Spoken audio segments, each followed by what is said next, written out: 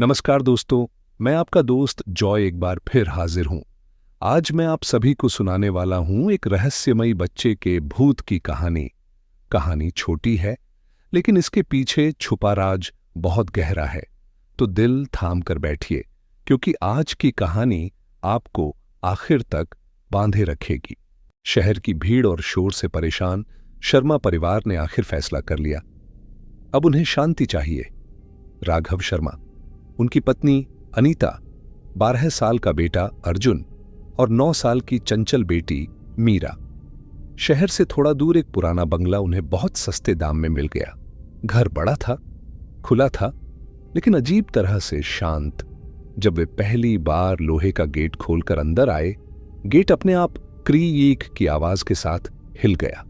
मीरा हंसते हुए बोली, पापा, ये घर तो डरावनी फिल्म जैसा लग रहा है।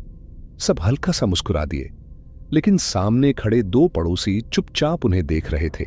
उनकी आंखों में अजीब सा डर था। घर के अंदर हल्की ठंडी हवा चल रही थी। ऐसा लग रहा था जैसे धूप इस घर में पूरी तरह आती ही नहीं। दीवारों पर पुराने निशान, लकड़ी की चरमराती सीढ़ियां और ऊपर एक बंद कमरा। शायद स्टोर रूम होगा, राघव ने सामान्य आवाज में कहा। रात तक सबने मिलकर सामान जमा लिया। थकान इतनी थी कि सब जल्दी सो गए, लेकिन मीरा को नींद नहीं आ रही थी। उसने धीरे से आंखें खोली। उसे लगा जैसे बाहर गलियारे में कोई चल रहा हो। टप टप टप। मीरा ने धीमी आवाज में कहा, अर्जुन। कोई जवाब नहीं आया। वह धीरे से बिस्तर से उतरी और दरवाजा खोला। बाहर पूरा गलियारा खाली था, लेकिन सीढ़ियों के पास एक पल के लिए जैसे किसी छोटे बच्चे का साया हिलता हुआ दिखा। मीरा का दिल जोर से धड़कने लगा। वह घबराकर वापस कमरे में आई और कंबल ओढ़कर लेट गई। सुबह सब कुछ सामान्य था। मीरा ने मां को रात की बात बताई। अनीता ने मुस्कुराते हुए कहा, नया घर है बेटा, तुम्हें वहम हुआ होगा। लेकिन जब अनीता रसोई में गईं, फर्श पर मिट्टी से बने छोटे छोटे पैरों के निशान थे, जैसे किसी 10 साल के बच्चे के। उन्होंने सोचा अर्जुन ने मजाक किया होगा, लेकिन अर्जुन तो पूरी रात अपने कमरे में सोया था। शाम को अर्जुन ने भी कहा, मुझे लगा किसी ने मेरा नाम लेकर सीटी बजाई। राघव थोड़ा नाराज हो गए। बस करो तुम दोनों, ये सब दिमाग का खेल है। लेकिन उस रात मीरा को एक सपना आया। एक अंधेरा कमरा, टूटी हुई खिड़की और वहां एक 10 साल का लड़का खड़ा था। उसका चेहरा मिट्टी से सना हुआ था। आंखें सीधे मीरा की तरफ देख रही थीं। उसने धीरे से कहा, ये मेरा घर है। मीरा अचानक डर कर उठ बैठी। उसके हाथ ठंडी मिट्टी से सने हुए थे। कंबल के ऊपर छोटे पैरों का निशान बना हुआ था। उसी समय ऊपर वाले बंद कमरे की दिशा से हल्की सी खुरचने की आवाज आई और फिर किसी बच्चे की बहुत हल्की हंसी। जैसे ही रात के ठीक 12 बजे अचानक पूरे घर में एक छोटे बच्चे की दिल दहला देने वाली चीख गूंज उठी। आवाज इतनी तेज थी जैसे वो इसी घर की दीवारों के अंदर फंसी हो। सबसे पहले रिया की नींद खुली। वो झटके से उठकर बैठ गई। उसका गला सूख रहा था। उसने कमरे में इधर उधर देखा। खिड़की से लाल चांद की रोशनी अंदर आ रही थी। उसे साफ लगा उसके बिस्तर के पास कोई खड़ा था। मम्मी, उसने डरते हुए आवाज दी। उसी समय पास वाले कमरे से अमन बाहर निकला। तुमने भी सुना ना? अमन ने धीमे से पूछा। नीचे से मीरा की आवाज आई, राजेश, ये आवाज कैसी थी? राजेश तुरंत उठे, टॉर्च उठाई और धीरे धीरे सीढ़ियों की तरफ बढ़ने लगे। तभी दूसरी बार वही चीख, इस बार और भी पास से। रिया डरकर कमरे से बाहर आ गई और मीरा से लिपट गई। घर के अंदर अजीब ठंडक फैल गई थी। राजेश जैसे ही सीढ़ियों के बीच पहुंचे, उनकी टॉर्च की रोशनी सीढ़ियों के मोड़ पर पड़ी। वहां एक छोटा सा साया खड़ा था, लगभग 10 साल का लड़का, सिर झुका हुआ, पैर नंगे, कपड़े पुराने और फटे हुए जैसे। राजेश का गला सूख गया। कौन हो तुम? उन्होंने कांपती आवाज में पूछा। साया बिल्कुल हिला नहीं, बस उसकी गर्दन धीरे धीरे ऊपर उठने लगी और जैसे ही उसका चेहरा दिखने वाला था, टॉर्च अपने आप बंद। पूरा घर अंधेरे में। मीरा ने डर से राजेश का नाम पुकारा। रिया रोने लगी। अमन ने सीढ़ियों की तरफ देखते हुए कहा, पापा, वो अभी भी वहीं है। अचानक तेज ठंडी हवा का झोंका आया। सीढ़ियों के ऊपर की खिड़की जोर से बंद हुई। जब टॉर्च दोबारा जली, वहां कोई नहीं था, लेकिन सीढ़ियों पर छोटे छोटे गीले पैरों के निशान बने हुए थे। वो निशान नीचे नहीं, ऊपर की तरफ जा रहे थे, सीधे रिया के कमरे की ओर। सबकी सांसें रुक गईं। मीरा दौड़कर रिया के कमरे की तरफ भागी। कमरे का दरवाजा आधा खुला था। अंदर हल्की लाल रोशनी फैल रही थी। रिया अपने बिस्तर के पास खड़ी थी, लेकिन वो अजीब तरीके से खड़ी थी, जैसे कोई उसे पीछे से पकड़कर खड़ा कर रहा हो। रिया, मीरा ने कांपते हुए पुकारा। रिया ने धीरे धीरे कहा, वो कह रहा है। उसे बहुत दर्द हुआ था। किसी ने उसकी बात नहीं सुनी। उसकी आवाज उसकी अपनी नहीं थी, थोड़ी भारी, थोड़ी टूटी हुई। अमन दरवाजे पर खड़ा सब देख रहा था। उसे साफ दिखाई दिया, रिया के पीछे कुछ सेकंड के लिए एक और छोटा सा साया खड़ा था और फिर गायब। अचानक रिया की आंखों से आंसू बहने लगे। उसने धीरे से कहा, ये घर उसका है। दरवाजा जोर से बंद हो गया। मीरा चीख पड़ी। राजेश ने दरवाजा खोलने की कोशिश की, लेकिन दरवाजा जैसे अंदर से किसी ने पकड़ रखा हो। अंदर से धीमी धीमी सिसकियों की आवाज आने लगी। एक 10 साल के बच्चे की सिसकियां, जिसमें गुस्सा भी था और दर्द भी। कुछ सेकंड बाद दरवाजा अपने आप खुल गया। रिया जमीन पर बेहोश पड़ी थी। कमरे की दीवार पर लाल रंग से उंगलियों के निशान बने थे और उन निशानों के बीच एक शब्द लिखा था, क्यों? अब ये सिर्फ डर नहीं था, ये किसी अधूरी कहानी की शुरुआत थी। वो 10 साल का लड़का कुछ चाहता था और वो रिया के सबसे करीब आ चुका था। रिया धीरे धीरे होश में आ रही थी। उसकी पलकों में हलचल हुई। मीरा ने उसे सीने से लगा लिया, लेकिन रिया का शरीर अब भी ठंडा था, जैसे उसकी सारी गर्मी किसी ने खींच ली हो। रिया ने आंखें खोली, पर कुछ सेकंड तक वो किसी को पहचान नहीं पाई। उसकी नजर सीधे सीढ़ियों की तरफ टिकी हुई थी। वो अभी भी यहीं है, उसने बहुत धीमी आवाज में कहा। राजेश ने तुरंत पीछे मुड़कर देखा। सीढ़ियां खाली थीं, लेकिन माहौल भारी हो चुका था। अमन ने धीरे से पूछा, उसने तुमसे क्या कहा? रिया कुछ पल चुप रही, फिर उसने कांपती आवाज में कहा, वो गिरा नहीं था, उसे धक्का दिया गया था, उसी सीढ़ी से। राजेश के दिमाग में वही जगह घूम गई जहां उन्होंने साया देखा था। रिया ने आगे बोलना शुरू किया, जैसे कोई उसके अंदर से बोल रहा हो। वो अपनी मां को बुला रहा था। उसने देखा भी, लेकिन वो चुप रही। उसने कुछ नहीं किया। मीरा के हाथ ढीले पड़ गए। कमरे में सन्नाटा फैल गया। अमन ने हिम्मत करके पूछा, किसने धक्का दिया? रिया ने धीरे धीरे अपना सिर दाईं तरफ घुमाया, जैसे किसी अदृश्य इंसान की ओर देख रही हो। उसके अपने घर के ही किसी ने। राजेश तुरंत नीचे स्टोर रूम में गए। उन्हें वो पुरानी फाइल याद आई जो घर खरीदते समय मिली थी। उन्होंने धूल भरी फाइल निकाली। उसमें पुराने कागज, बिजली के बिल और एक परिवार की तस्वीर थी। उस तस्वीर में वही 10 साल का लड़का खड़ा था। उसके पास एक और छोटी लड़की थी, शायद उसकी बहन। पीछे पेंसिल से लिखा था, आरव 10 वर्ष। राजेश ने नाम पढ़ा, आरव। उसी समय ऊपर से रिया की आवाज आई, आरव। राजेश के हाथ से तस्वीर लगभग गिर गई। वो ऊपर दौड़े। रिया बिस्तर पर नहीं थी, वो खिड़की के पास खड़ी थी और बाहर लाल चांद को देख रही थी। अमन ने धीरे से कहा, रिया। रिया ने जवाब नहीं दिया।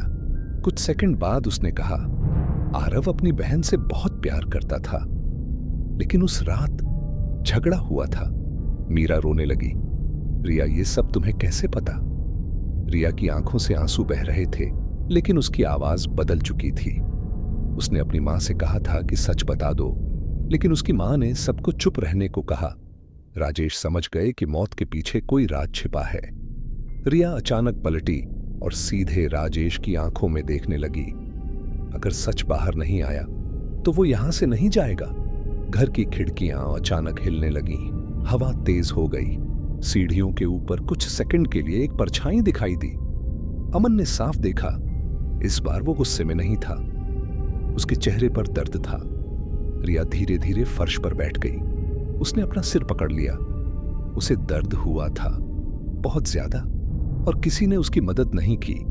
अब ये साफ था, आरव इस घर में फंसा हुआ है और वो रिया के जरिए अपना सच बताना चाहता है। लेकिन अगर उसका गुस्सा बढ़ा तो वो सिर्फ बातों तक सीमित नहीं रहेगा। अमन डरते हुए सीढ़ियों की तरफ देखने लगा। उसे लगा अगली बार शायद आरव उसे चुने। अमन को लगा अगली बार शायद आरव उसे चुने। उसके पैरों में अजीब सी झंझनाहट होने लगी। उसकी नजर सीढ़ियों के ऊपर जमी हुई थी। अंधेरे में हल्की सी हरकत हुई और इस बार वो परछाई साफ दिख रही थी। 10 साल का एक लड़का, चेहरा पीला, आंखों में दर्द और जैसे कई सालों से दबा हुआ सच। रिया ने धीमी आवाज में कहा, वो गुस्से में नहीं है, वो चाहता है कि कोई उसकी बात समझे। अचानक अमन को अपने कान के पास ठंडी सांस का एहसास हुआ। देखो, आवाज बहुत हल्की थी लेकिन साफ। अमन के कदम अपने आप सीढ़ियों की तरफ बढ़ने लगे। मीरा ने उसे रोकना चाहा लेकिन उसकी पकड़ ढीली पड़ गई। राजेश ने घबराकर कहा, अमन वापस आओ। लेकिन अमन जैसे किसी और समय में खिंचता चला गया। उसकी आंखों के सामने सब कुछ धुंधला होने लगा और फिर एक दृश्य साफ उभर आया। वही सीढ़ियां, लेकिन कई साल पहले की। दीवारें नई थीं, घर में रोशनी थी। सीढ़ियों पर आरव और उसकी बहन खड़े थे। दोनों के बीच तेज झगड़ा चल रहा था। आरव गुस्से में कह रहा था, मैं मम्मी को सब बता दूंगा। बहन डर और गुस्से में उसे पीछे धक्का देती है। आरव लड़खड़ाता है लेकिन रेलिंग पकड़ लेता है। वो नीचे झांक कर चिल्लाता है, मां! नीचे उसकी मां खड़ी है। उसकी आंखों में डर साफ दिख रहा है। कुछ सेकंड के लिए उनकी नजरें मिलती हैं। आरव उम्मीद से अपना हाथ ऊपर बढ़ाता है, मां प्लीज। लेकिन वो आगे नहीं बढ़ती। सीढ़ियों पर खड़ी बहन घबराकर उसका हाथ पकड़ती है और फिर अचानक छोड़ देती है। आरव नीचे गिर जाता है। अमन की सांस रुक जाती है। अचानक दृश्य टूट जाता है। वो वापस वर्तमान में आ जाता है। उसका शरीर कांप रहा था। पसीना उसके माथे पर था। वो गिरा नहीं था। अमन हांफते हुए बोला, उसे बचाया जा सकता था। रिया की आंखों से आंसू बह रहे थे। उसकी मां ने सच छुपा लिया। उसने धीमे से कहा, उसने कहा कि वो फिसल गया था। राजेश के चेहरे पर सन्नाटा था। अब सब साफ था। ये सिर्फ एक हादसा नहीं था, ये चुप्पी की वजह से हुई मौत थी। सीढ़ियों पर खड़ा साया अब धीरे धीरे नीचे की तरफ बढ़ा। उसके चेहरे पर गुस्सा नहीं था, लेकिन उसकी आंखों में इंतजार था, जैसे वो कह रहा हो, अब तुम जानते हो, अब तुम क्या करोगे। अचानक घर की खिड़कियां जोर से हिलने लगीं। हवा ठंडी हो गई। लाइट हल्की सी टिमटिमाई। अमन पीछे हट गया। रिया ने धीरे से कहा, अगर सच बाहर नहीं आया तो वो हमें जाने नहीं देगा। और उसी पल सीढ़ियों की परछाई गायब हो गई। घर फिर शांत हो गया। लेकिन अब ये डर नहीं था, ये फैसला लेने का समय था। राजेश ने धीरे धीरे सीढ़ियों की तरफ देखा। पहली बार उन्हें लगा कि ये घर सिर्फ डर की जगह नहीं, बल्कि एक अधूरी सच्चाई का बोझ उठा रहा है। अमन अब भी कांप रहा था। उसके दिमाग में वो दृश्य बार बार घूम रहा था। आरव का रेलिंग पकड़ना, उसकी मां की चुप्पी और वो आखिरी पल, पापा अगर हम कुछ नहीं करेंगे तो वो हमें बार बार यही दिखाता रहेगा। अमन ने धीमी लेकिन साफ आवाज में कहा। मीरा ने रिया को गले लगा लिया। लेकिन इतने साल पुरानी बात हम कैसे साबित करेंगे। रिया अब शांत थी। उसकी आवाज सामान्य लग रही थी लेकिन शब्द गहरे थे। उसे साबित नहीं करना, बस उसकी मां को सच बोलना है। राजेश कुछ पल चुप रहे, फिर उन्होंने तय किया, वो इस मामले को अधूरा नहीं छोड़ेंगे। अगली सुबह वो पड़ोस के पुराने घरों में पूछताछ करने लगे। कई लोगों ने दरवाजा बंद कर लिया। कुछ ने कहा कि उन्हें कुछ याद नहीं, लेकिन एक बुजुर्ग व्यक्ति रुक गया। उसने धीरे से कहा, उस रात झगड़ा हुआ था, आवाजें आई थीं, लेकिन अगले दिन सबने कहा कि बच्चा फिसल गया था। पुलिस भी ज्यादा पूछताछ नहीं कर पाई। मामला शांत हो गया। उसकी मां? राजेश ने पूछा। बुजुर्ग ने गहरी सांस ली। वो तब से अकेली रहती है, लोगों से मिलना जुलना कम कर दिया। राजेश ने पता लिया और घर लौट आए। घर में दाखिल होते ही उन्हें फिर वही हल्की ठंडक महसूस हुई, लेकिन इस बार डर कम था, जैसे कोई इंतजार कर रहा हो। रिया सीढ़ियों के नीचे खड़ी थी। आप मिले उनसे? उसने पूछा। राजेश ने सिर हिलाया। हम कल जाएंगे। अचानक दीवार पर टंगी पुरानी घड़ी अपने आप रुक गई। अमन ने ऊपर देखा। कुछ सेकंड के लिए सीढ़ियों पर फिर वही साया दिखा, लेकिन इस बार उसके चेहरे पर हल्की सी उम्मीद थी। रिया ने आंखें बंद कर ली। वो सुन रहा है, मीरा ने धीरे से कहा। अगर उसकी मां सच मान लेगी तो क्या वो चला जाएगा? रिया ने बहुत शांत स्वर में जवाब दिया। अगर उसे माफी मिल गई तो शायद। घर में पहली बार एक अजीब सी शांति महसूस हुई, जैसे तूफान के बाद का सन्नाटा। लेकिन सब जानते थे असली सामना अभी बाकी है, क्योंकि कल उन्हें उस औरत से मिलना होगा जिसकी चुप्पी ने एक बच्चे की जान ले ली। और अगर उसने फिर से सच से मुंह मोड़ लिया तो शायद आरव का दर्द और गुस्सा इस घर की दीवारों से बाहर नहीं जाएगा। अगली सुबह आसमान धुंधला था, हवा में हल्की ठंडक थी। राजेश, मीरा, अमन और रिया चारों चुपचाप गाड़ी में बैठे थे। रिया खिड़की के बाहर देख रही थी। उसकी आंखें सामान्य थीं, लेकिन चेहरा असामान्य रूप से शांत। वो डर नहीं रहा। रिया ने धीरे से कहा। राजेश ने स्टीयरिंग कसकर पकड़ा। कौन? आरव, वो बस इंतजार कर रहा है।